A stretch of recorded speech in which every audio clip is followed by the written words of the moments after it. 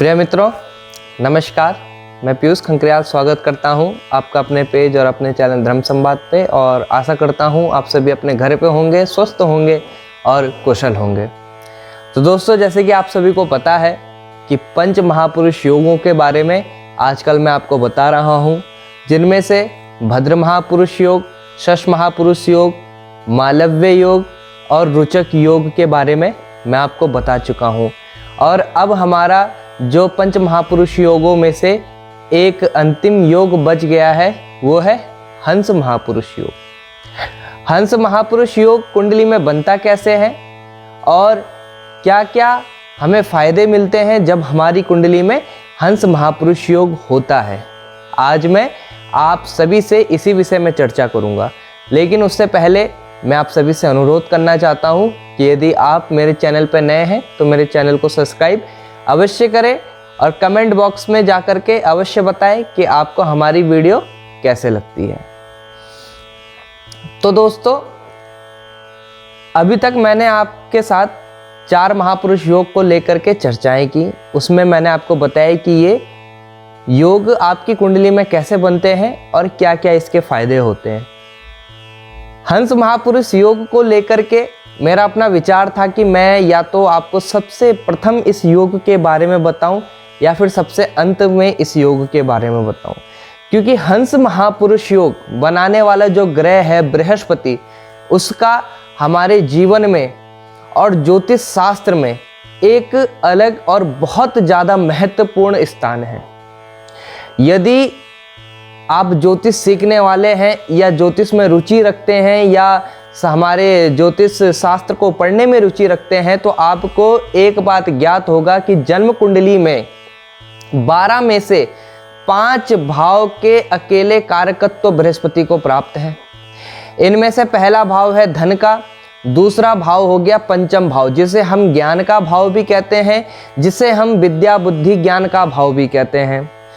उसके बाद जो है भाग्य का, कर्म का और लाभ का, यानी कि 9, 10 और 11वां भाव, इन तीनों भाव के कारक के रूप में बृहस्पति को माना जाता है।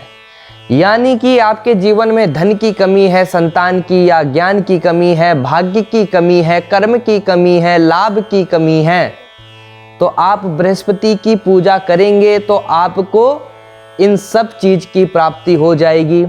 इतना महत्वपूर्ण स्थान जो है बृहस्पति हमारे ज्योतिष में रखते हैं। बृहस्पति यदि गोचर में अस्त हो जाए तो आप विवाह नहीं कर सकते, आप गृह प्रवेश नहीं कर सकते, कई सारे संस्कार हैं जो आप नहीं कर सकते, क्योंकि बृहस्पति जो है धर्म के कारक हैं, और जब धर्म का कारक अस्त हो जाए तो धार्मिक कार्य नहीं किए जा सकते।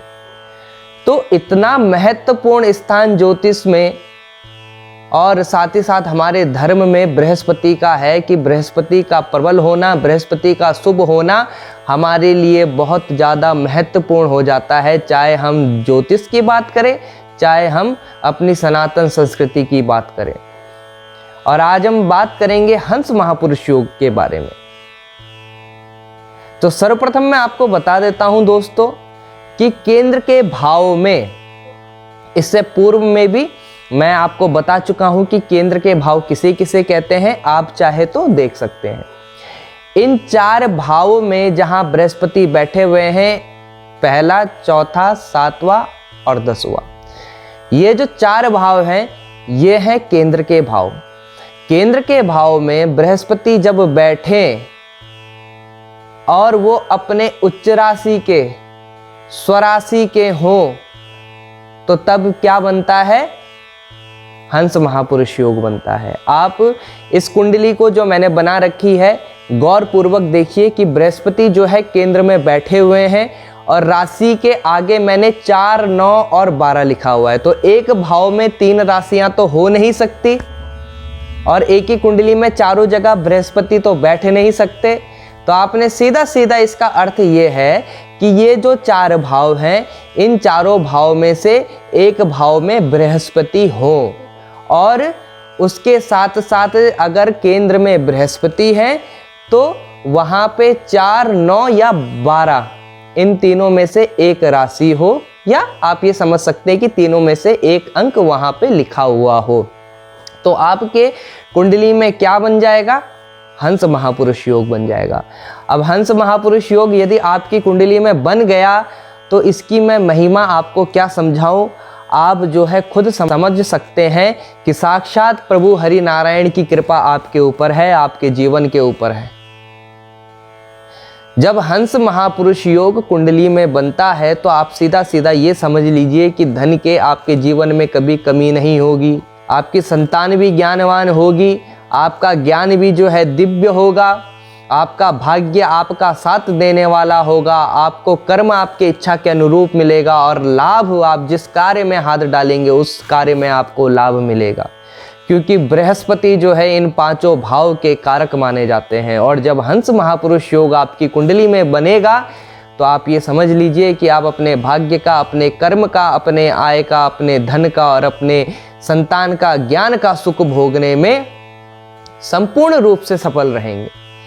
इसके अलावा जिस भाव में ये योग बनेगा उसमें आपको अपार सफलता मिलेगी, उस चीज का आप अपार भोग कर सकते हैं। यदि लग्न में मिला, यदि लग्न में हंस महापुरुष योग बना तो समझ लीजिए कि आप अपने ज्ञान के आधार पे अपने जीवन में तरक्कियों को हासिल करेंगे। चतुर्थ भाव में मिला तो अपनी माता का सुख और उसके साथ साथ भूमि, भवन, वाहन का उच्चतम सुख आप अपने जीवन में पर्याप्त करेंगे। सप्तम भाव में विवाह और कारोबार से आप अपने जीवन को आगे लेकर के चलेंगे। और दसम स्थान में आप अपने कर्म के द्वारा अपने नाम को बना करके विश्व में ख्याति प्राप्त करेंगे।